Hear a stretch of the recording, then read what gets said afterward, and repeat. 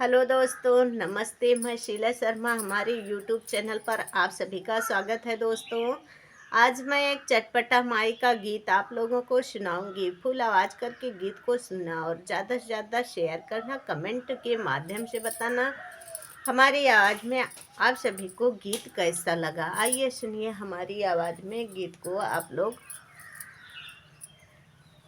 हमई भावई हो मैया तोहार नगरी, हमई भावई हो मैया तोहार नगरी, हमई भावई हो मैया तोहार नगरी, हमई भावई हो मैया तोहार नगरी।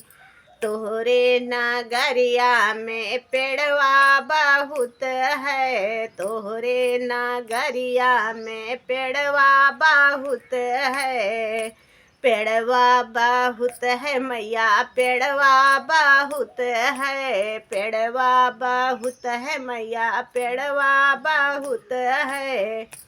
हमई भावई हो मैया तोहार नीम चौरी, हमई भावई हो मैया तोहार नीम चौरी, हमई भावई हो मैया तोहार नगरी, हमई भावई हो मैया तोहार नगरी। तोहरे नगरिया में पनिया बहुत बा, तोहरे नगरिया में पनिया बहुत बा, पनिया बहुत बा मैया, पनिया बहुत बा, पनिया बहुत बा चटपटा माई, पनिया बहुत बा।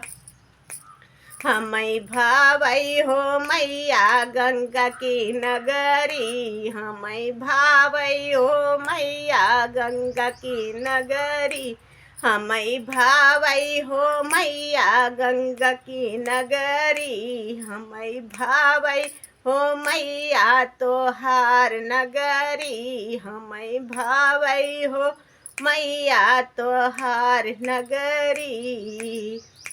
तोहरे नगरिया में वस्त्र बहुत बा, तोहरे नगरिया में वस्त्र बहुत बा, वस्त्र बहुत बा मैया, वस्त्र बहुत बा।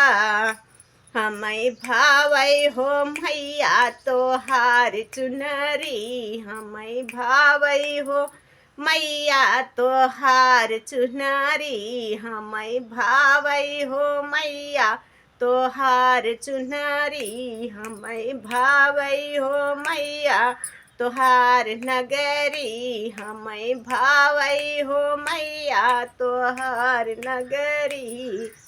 तोहरे नगरिया में मैया पंछी बहुत बा, तोहरे नगरिया में पंछी बहुत बा, पंछी बहुत बा मैया, पंछी बहुत बा, पंछी बहुत बा मैया, पंछी बहुत बा।